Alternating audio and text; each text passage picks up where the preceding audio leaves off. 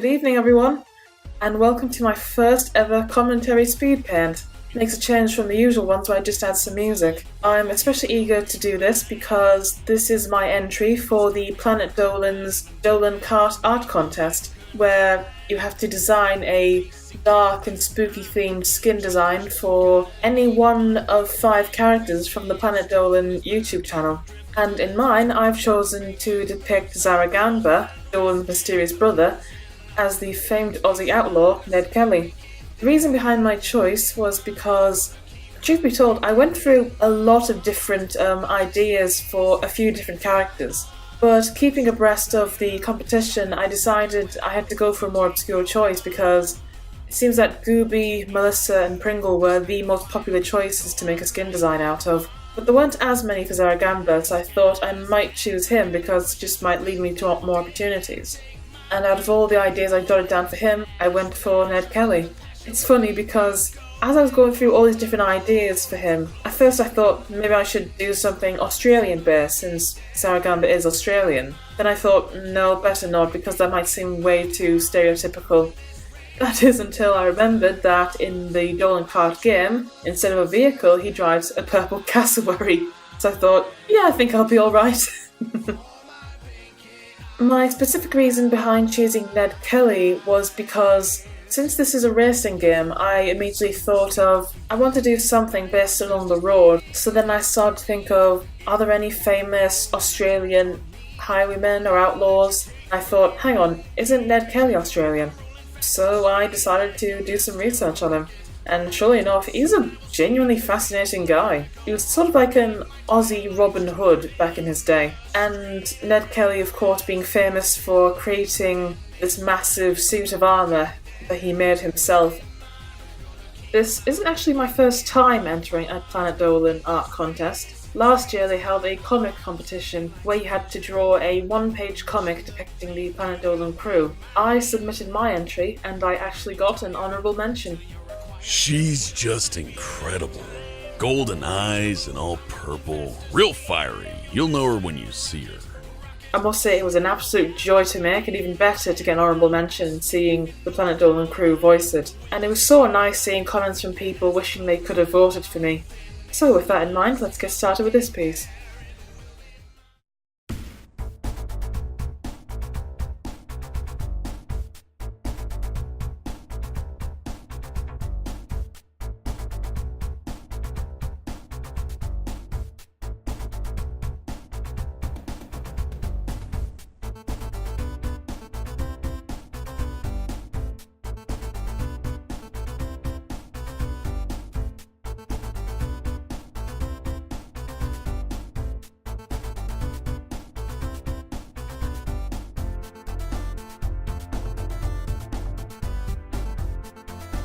I went through a series of different poses for Zaraganba. I knew I had to have him holding a gun, and as you can see, for the first part I had him holding like a normal small pistol, but I realised the design just didn't look that strong enough to me, so I switched over to have the rifle, and also because the hands being in that position, it wasn't a pleasing composition and wasted up too much space. And you'll see later on, I did a pose where he's raised the gun slightly into the air rather than holding it horizontally so that it could fill up some more space on the page. But then I realised that particular pose made it look like he was riffing a guitar, so I stuck with the horizontal, and it fit better with the line of thirds anyway.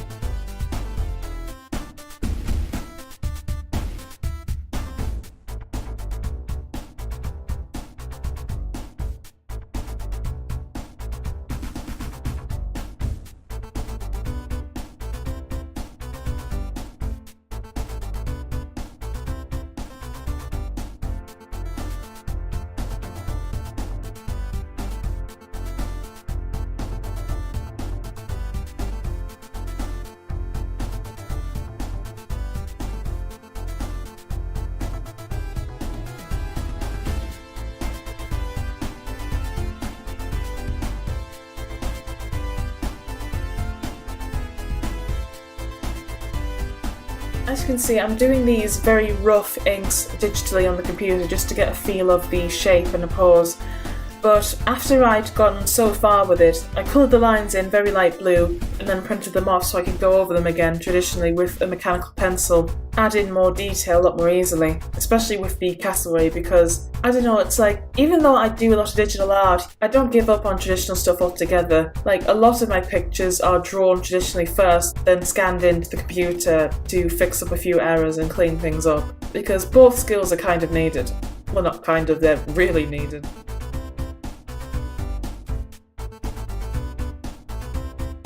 As you can see, I ended up scrapping the head I did in the traditional pencil drawing and went back to the digital one. It had more expression and life to it, so I basically just swapped them over and it definitely improved things a bit. If you notice on the gun or anywhere else in the picture where I've marked a little cross, that's to signify where the area is going to be completely blacked out. I've seen a lot of comic artists tend to do that when they have lots of massive black spaces to fill in, and it saves you the bother of simply like scribbling all over it to black it out and possibly damaging the paper.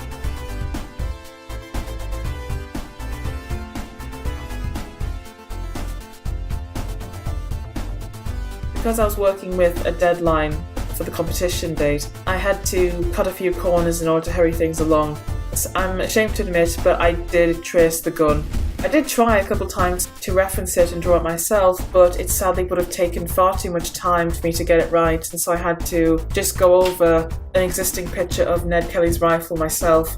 And I was especially nervous about tracing the gun because I didn't want it to look out of place or too realistic. If something's like really traced, you can really tell because it won't have the same sort of life to it. It'll be maybe too detailed and it won't fit the art style of literally everything else in the picture. So I knew I had to be really careful when I did that.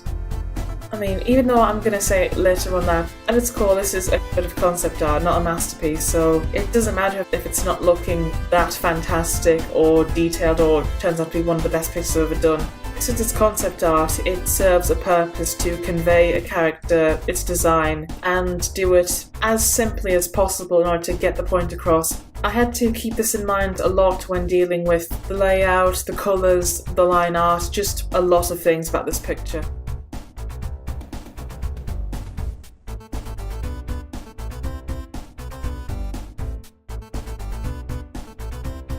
Now, the Cassowary in-game is very sort of exaggerated, kind of anime-ish looking thing with like spiky hair. It's very cute and simple, but I couldn't resist the idea of interpreting it in my own style, so I wanted to draw a more realistic looking Cassowary. And yeah, it was just so much fun to draw. Just such fun birds, these like colourful, badass walking dinosaurs. That's basically a Cassowary. It's like you get a kiwi, shorten its beak, and then give it the Indominus Rex treatment. And that's the thing, as I was drawing this Cassowary, I thought, oh my god, I love this bird, it's just so cute. I just want to cuddle it. Then I remembered, oh wait, it's a bloody Cassowary, and that shit's vicious.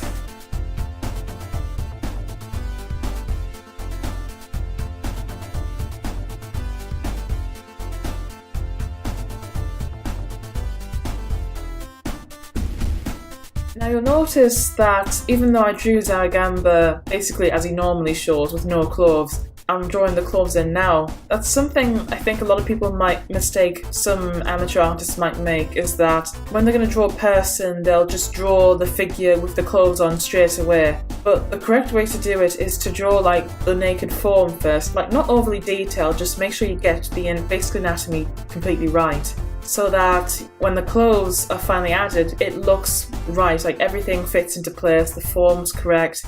When someone does the opposite, you can really tell. It was when I was adding the clothes that I noticed one little error that I made, is that Zaraganba is a bit too thin, so I had to sort of do a bit of bulking him up a bit, because not only did I need him to convey the more masculine figure, but I've also got to keep in mind the massive bulking metal armour. I think that one of the best parts about drawing the armour is that because Ned made this himself out of some old farm equipment, it didn't matter if it wasn't completely straight or shiny or really flawless and perfect like we associate a lot of metalworks to be. So it was fine for it to look a bit rough around the edges.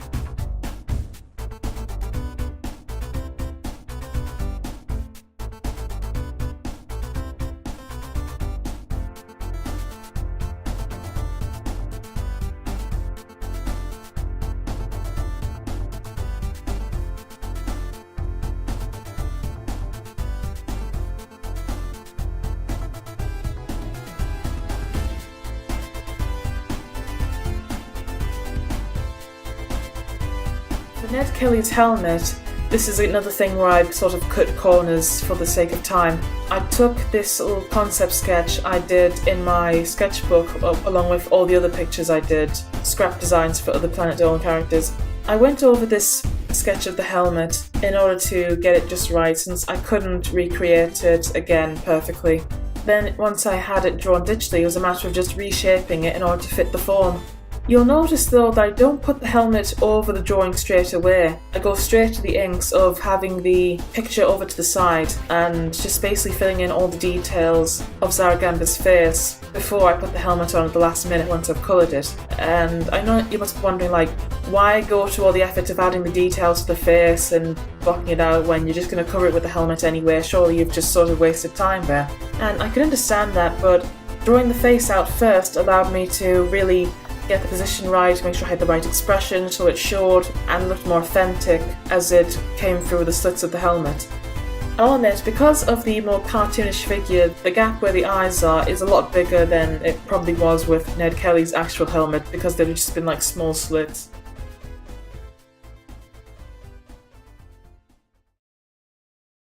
Now that the roughs were all done, it was a matter of inking it. The reason I didn't film the inking process was because, you see, the roughs and the colours were all done on my Mac, but I have a Windows laptop as well, which has Paint Tool SI on, and that's where I tend to do a lot of my digital inking because Paint Tool SI just is great for that. And unfortunately, I didn't have a program on it to film the footage to the same quality, so I just sort of had to skip that process altogether. But I still got it done, so I guess it hardly matters too much.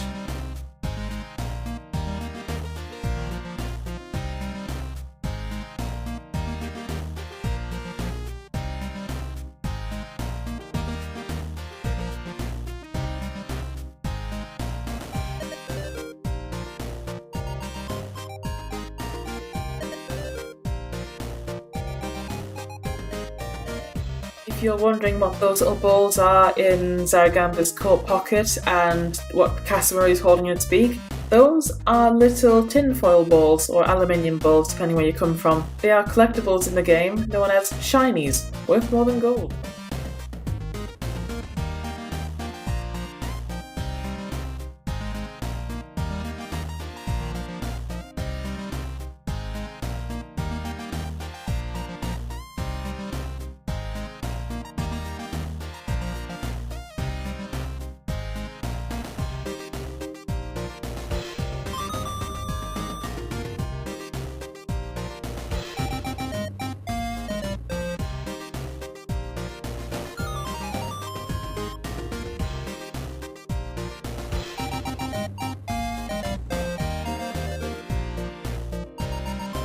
Choosing the colours for Zaraganba's concept was rather tricky, as it tends to be with character design, because you really can't just choose any colours willy-nilly, even if you think they might be pleasing.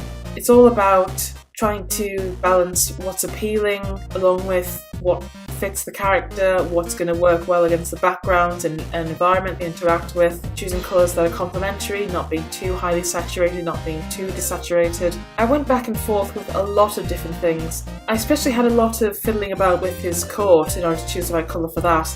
On the first go, it was near enough the same colour as his trousers, but then I thought they blended together a bit too much, even with the difference in saturation. So I eventually turned the colour a bit different and turned up the brightness of it. What really helped with the colour choices was having the navigator in the bottom right hand corner. Seeing how it looks in a small thumbnail really helps to better choose colours, because then you can see how they look from a distance and what's going to be really eye-catching, since a lot of people will see this picture as a small thumbnail first.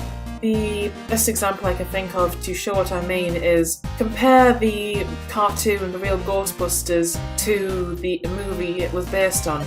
Like, we know how they looked in the film, but in the cartoon the colours got really weird because Egon suddenly had this really striking platinum blonde hair. Egon and Winston had these like really bright light blue suits. Ray had a very tan suit with ginger hair. And Peter was the only one whose clothes were the same, but design was very different.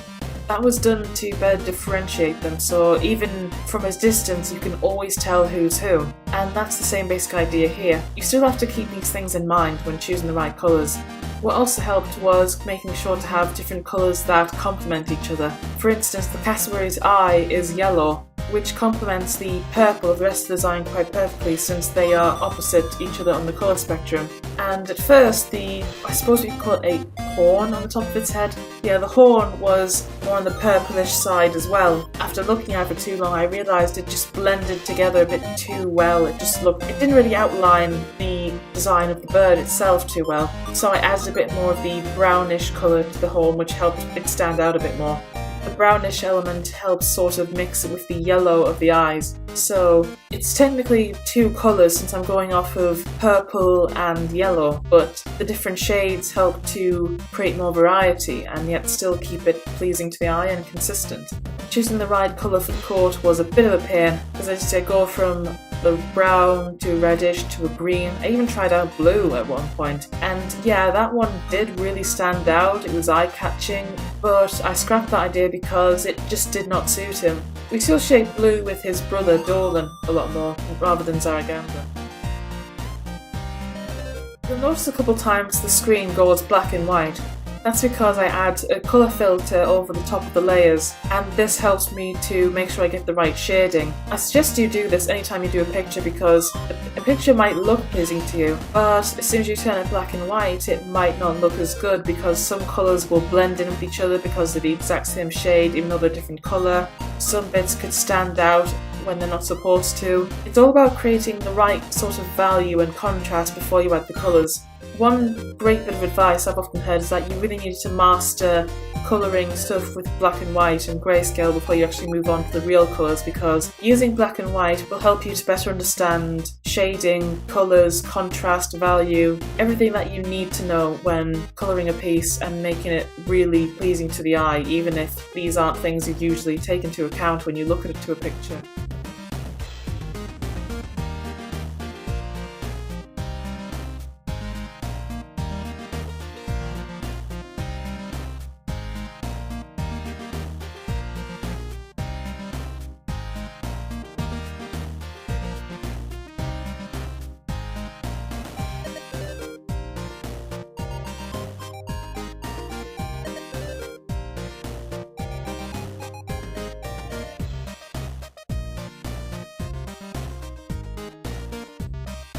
Once I had the flat colours done, I knew it was just a matter of getting the shading that was just very basic, but I couldn't add too many details or too many textures. I kept telling myself just to add as little as possible because, like I said, in the end this is a character design. It needs to look crisp, clear and convey everything about the character in terms of their colours, personality, with as minimal information as possible. And because the idea of this contest is to have this character be in a video game, and a game that is very cartoony and sort of minimalist in its design, even though I can't help but add a lot of details, this was still very simple by my standards to do because I didn't worry too much about getting the right colours, lighting effects, backgrounds or anything like that. It was just all about conveying the character, which was quite satisfying in the end.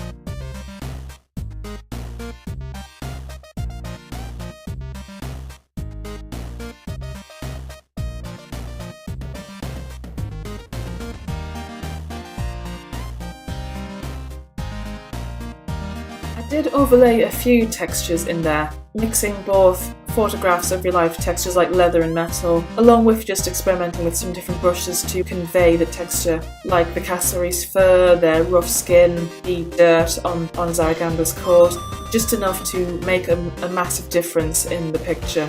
Not too much, not too little.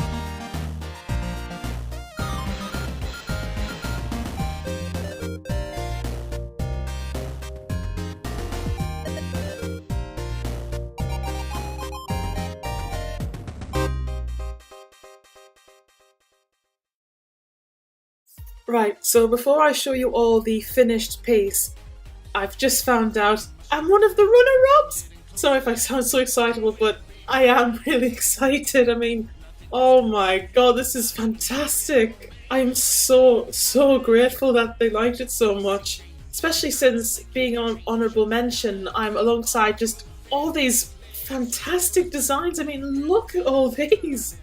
God, it's just such a thrill to be put alongside all these marvellous drawings. I'm gonna have a really hard choice trying to decide which one I'm gonna vote for, because God, they're just amazing.